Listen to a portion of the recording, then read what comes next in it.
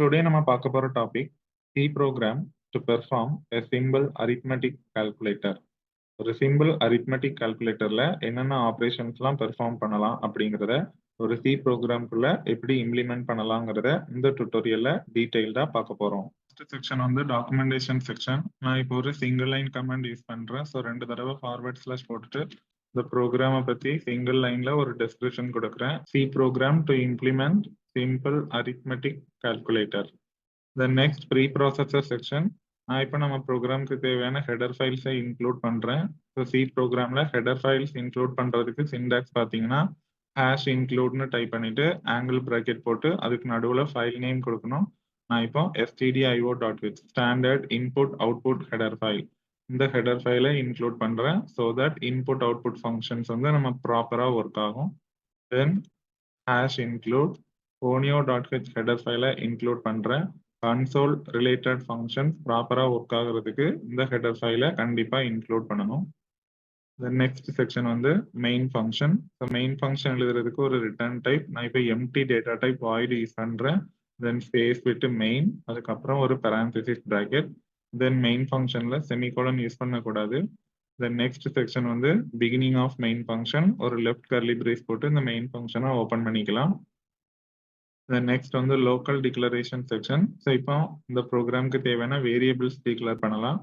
So நம்ம இப்போ simple arithmetic calculator தான் பெர்ஃபார்ம் பண்ண போகிறோம். ஸோ அரித்மெட்டிக் ஆப்ரேஷன்ஸ் பெர்ஃபார்ம் பண்ணுறதுக்கு நமக்கு நம்பர்ஸ் தான் இன்புட்டாக வேணும். நான் இப்போ இன்டீஜர் டைப்பில் எடுத்துக்கிறேன். ஸோ டேட்டா டைப் வந்து இன்ட் ஸ்பேஸ் விட்டு 2 நம்பர் எனக்கு இன்புட் வேணும். நான் அதை நம்பர் 1, நம்பர் 2 அப்படின்னு கொடுத்துக்கிறேன். தென் ஒரு அவுட்புட் வேரியபிள் வேணும். நான் அதை ரிசல்ட் அப்படின்னு கொடுத்துக்கிறேன்.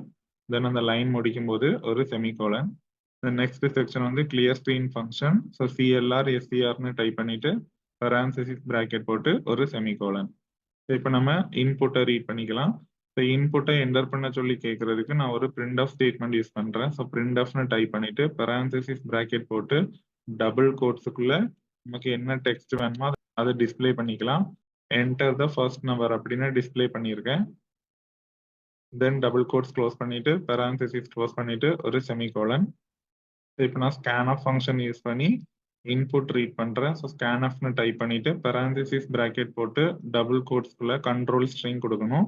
ஸோ இன்டீஜரோட ஃபார்மேட் ஸ்பெசிஃபையர் பார்த்தீங்கன்னா %d அதை கொடுத்துட்டு டபுள் கோட்ஸ் க்ளோஸ் பண்ணிட்டு comma then address of operator போட்டுட்டு வேரியபிள் நேம். நான் இப்போ ஃபர்ஸ்ட் வேரியபிள் நம்பர் 1 கொடுத்துருக்கேன். ஸோ இப்போ ஒரு நம்பர் இன்புட் வாங்கியாச்சு. சிமிலர்லி நம்ம செகண்ட் நம்பரையும் இன்புட் வாங்கிக்கலாம். ஸோ இப்போ 2 நம்பர் நம்ம இன்புட் வாங்கியாச்சு. நெக்ஸ்ட் வந்து நம்ம அரித்மெட்டிக் ஆப்ரேஷன்ஸ் பெர்ஃபார்ம் பண்ணணும். ஸோ ஒரு சிம்பிள் கால்குலேட்டர்ல பார்த்தீங்கன்னா அடிஷன் இருக்கும், சப்ராக்ஷன் இருக்கும், மல்டிப்ளிகேஷன் இருக்கும், தென் டிவிஷன் இருக்கும். ஸோ இந்த 4 பேசிக் ஆப்ரேஷனும் கண்டிப்பாக இருக்கும். ஸோ இப்போ நம்ம 4 டிஃப்ரெண்ட் ஆப்ரேஷன்ஸ் பெர்ஃபார்ம் பண்ண போகிறோம். ஸோ ஒரு கால்குலேட்டர் எடுத்துக்கிட்டிங்கன்னா எப்போ வேணாலும் எந்த ஆப்ரேஷன் வேணாலும் பெர்ஃபார்ம் பண்ணிக்கலாம். ஸோ அப்போ மல்டிபிள் ஆப்ஷன்ஸ் அங்கே இருக்கும். நமக்கு எந்த ஆப்ரேஷன் வேணுமோ அதை செலக்ட் பண்ணி பெர்ஃபார்ம் பண்ணிக்கலாம். ஸோ இந்த மாதிரி சுச்சுவேஷன்ல நம்ம ப்ரோக்ராம்ல ஸ்விட்ச் ஸ்டேட்மெண்ட் யூஸ் பண்ணிக்கலாம். ஸோ ஸ்விட்ச் ஸ்டேட்மெண்ட்குள்ள என்னென்ன ஆப்ரேஷன்ஸ் இருக்குங்கிறத நம்ம கொடுத்துட்டு எந்த ஆப்ரேஷன் பெர்ஃபார்ம் பண்ண போறோங்கிறத இன்புட்டா ஸ்விட்ச் ஸ்டேட்மெண்ட்குள்ள பாஸ் பண்ணோம் அப்படின்னா அது எந்த கேஸ் பிளாக்ல மேட்ச் ஆகுதோ கரஸ்பாண்டிங் ஆப்ரேஷன் வந்து எக்ஸிக்யூட் ஆகும். அப்ப நமக்கு ஒரு சாய்ஸ் வேணும். அப்ப என்ன சாய்ஸை யூசர் என்டர் பண்ண போறாங்க அப்படிங்கிறத ஒரு பிரிண்ட் ஆஃப் ஸ்டேட்மெண்ட் யூஸ் பண்ணி ஃபர்ஸ்ட் டிஸ்பிளே பண்ணிக்கலாம். ஸோ பிரிண்ட் ஆஃப் டைப் பண்ணிட்டு parenthesis bracket குள்ள டபுள் கோட்ஸ்குள்ள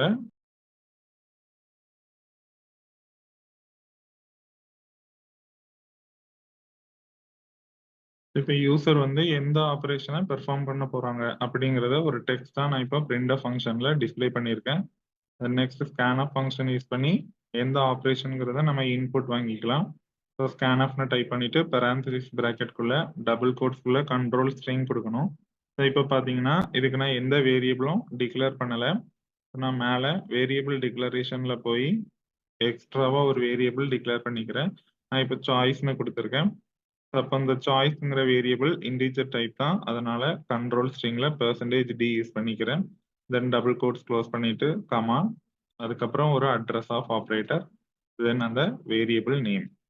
ஸோ இப்போ இந்த வேரியபிளை நம்ம ஸ்விட்ச் ஸ்டேட்மெண்ட்டுக்குள்ள பாஸ் பண்ணலாம். ஸோ ஸ்விட்ச்னு டைப் பண்ணிட்டு parenthesis bracket குள்ள நமக்கு என்ன எக்ஸ்பிரஷன் வேணுமோ அதை கொடுத்துக்கலாம். நான் இப்போ சாய்ஸை வந்து இன்புட்டா சுவிட்ச் ஸ்டேட்மெண்ட்ல கொடுத்துருக்கேன். தென் சுவிட்ச் பிளாக்கை ஓப்பன் பண்றதுக்கு ஒரு லெஃப்ட் கர்லி பிரேஸ். தென் இப்போ கேஸ் ஸ்டேட்மெண்ட் எழுதலாம்.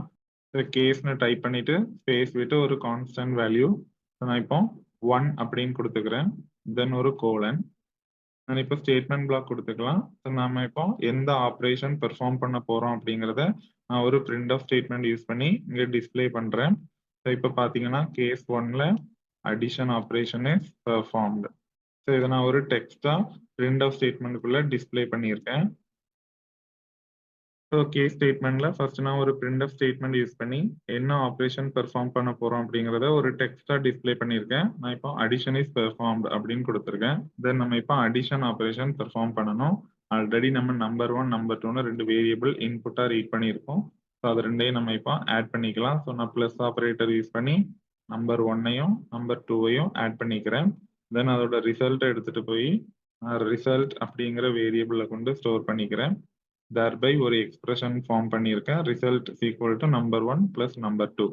தென் அந்த ஸ்டேட்மெண்ட் முடிக்கும் போது ஒரு செமிகோலன். இப்போ நம்ம இந்த ரிசல்ட்டை வந்து பிரிண்ட் பண்ணிக்கலாம். So printf the result is அப்படிங்கிற டெக்ஸ்ட்டை கொடுத்துருக்கேன்.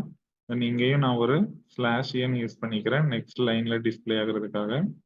ஸோ தென் இதில் வந்து நான் ஃபார்மேட் ஸ்பெசிஃபையர் யூஸ் பண்ணுறேன். ஸோ இன்டீஜரோட format specifier %d. Then double கோட்ஸை க்ளோஸ் பண்ணதுக்கப்புறம் கமா கொடுத்துட்டு வேரியபிள் நேம் கொடுக்கணும். ஸோ வேரியபிள் நேம் வந்து ரிசல்ட்.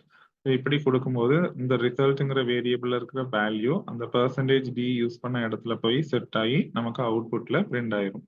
தென் parenthesis க்ளோஸ் பண்ணிட்டு ஒரு செமிகோலன். ஸோ இப்போ பார்த்தீங்கன்னா நம்ம ஃபர்ஸ்ட் ஆப்ரேஷனுக்கு தேவையான எல்லா லைனும் எழுதியாச்சு. தென் கேஸ் ஸ்டேட்மெண்ட்டை முடிக்கிறதுக்கு ஒரு பிரேக் ஸ்டேட்மெண்ட், தென் ஒரு செமிகோலன். ஸோ இப்போ நம்ம கேஸ் 1 எழுதியிருக்கோம். சிமிலர்லி நம்ம கேஸ் 2, கேஸ் 3 மற்ற அரித்மெட்டிக் ஆப்ரேஷன்ஸும் எழுதிக்கலாம்.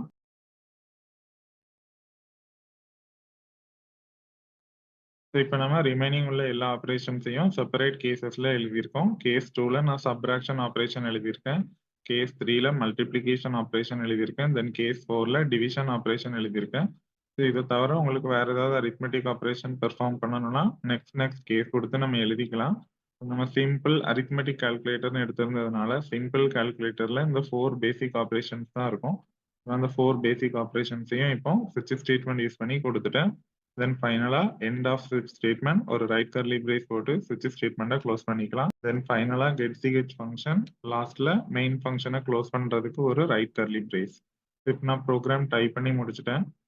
இப்போ நான் கம்பைல் பண்றேன். பார்த்தீங்கன்னா எனக்கு எந்த எரரும் வரல. நெக்ஸ்ட் ரன் பண்றேன்.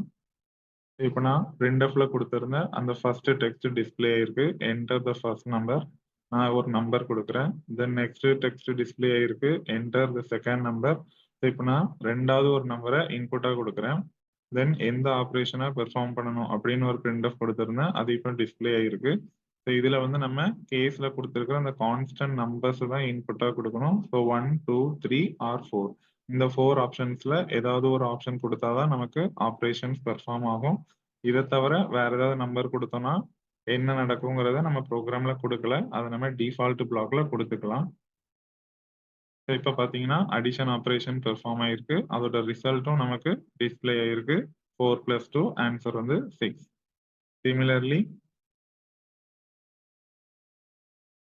நான் இப்போ 2 கொடுத்துருக்கேன் ஆப்ஷன்ல. ஸோ சப்ராக்ஷன் ஆப்ரேஷன் பெர்ஃபார்ம் ஆகணும். அதோட ரிசல்ட் பார்த்தீங்கன்னா 2.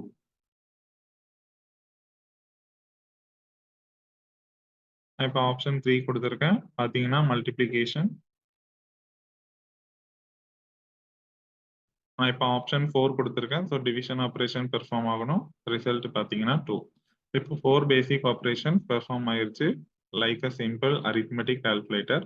பட் இந்த 4 ஆப்ஷனை தவிர வேற ஏதாவது ஒரு ஆப்ஷன் கொடுத்தா என்ன நடக்கும் அப்படிங்கிறத நம்ம இப்போ ப்ரோக்ராம்ல கொடுக்கல. பட் நம்ம அதை கொடுக்கணும் அப்படின்னா இந்த கேஸ் 4க்கு அப்புறமா ஒரு டிஃபால்ட் பிளாக் எழுதி கொடுத்துக்கலாம். நான் இப்போ டிஃபால்ட்னு டைப் பண்ணிட்டு ஒரு கோலன் கொடுத்துருக்கேன். ஸோ டிஃபால்ட் பிளாக் எழுதிக்கலாம். இதுக்குள்ள நம்ம ஏதாவது ஒரு எரர் மெசேஜை வந்து ஒரு printf ஃபங்க்ஷன் யூஸ் பண்ணி டிஸ்பிளே பண்ணிக்கலாம். நான் இப்போ printfனு டைப் பண்ணிட்டு parenthesis bracket குள்ள டபுள் கோட்ஸ் குள்ள இப்படி ஒரு டெக்ஸ்ட் வந்து நான் printf ஸ்டேட்மெண்ட் யூஸ் பண்ணி இந்த டிஃபால்ட் பிளாக்ல டிஸ்பிளே பண்ணியிருக்கேன். பார்த்தீங்கன்னா enter choice from 1 to 4. So 1ல இருந்து 4க்குள்ள மட்டும்தான் நம்ம சாய்ஸ் வந்து என்டர் பண்ண முடியும். அதை தவிர வேற ஏதாவது ஒரு நம்பர் கொடுத்தோம் அப்படின்னா அது எந்த கேஸ்லயும் மேட்ச் ஆகாது. ஸோ டிஃபால்ட் பிளாக் எக்ஸிக்யூட் ஆகி நமக்கு enter your choice from 1 to 4 அப்படிங்கிற டெக்ஸ்ட் வந்து டிஸ்பிளே ஆகும். தென் டிஃபால்ட் பிளாக்கை க்ளோஸ் பண்றதுக்கு முன்னாடி ஒரு பிரேக் ஸ்டேட்மெண்ட் கொடுத்துக்கிறேன். தென் எண்ட் ஆஃப் ஸ்விட்ச் ஸ்டேட்மெண்ட். ஸோ இப்போ நம்ம அகைன் கம்பைல் பண்ணி ரன் பண்ணி பார்க்கலாம்.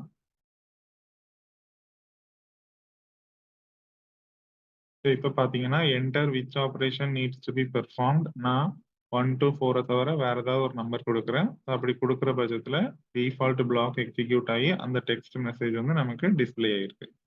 இந்த டுட்டோரியல்ல உங்களுக்கு ஏதாவது டவுட்ஸ் இருந்துச்சுன்னா உங்களோட குவரிஸை கமெண்ட் செக்ஷன்ல கமெண்ட் பண்ணுங்க. ஃபர்தர் டுட்டோரியல்ஸ் என்னோட சேனல்ல இருந்து பார்க்கணும் அப்படின்னா என்னோட சேனலை கண்டிப்பா சப்ஸ்கிரைப் பண்ணுங்க. என்னோட சேனலோட name prince of programming. Future notifications என்னோட சேனல்ல இருந்து பார்க்கணும் அப்படின்னா பெல் பட்டனை கிளிக் பண்ணிக்கோங்க. Thank you guys. நெக்ஸ்ட் டுட்டோரியல்ல மீட் பண்ணலாம்.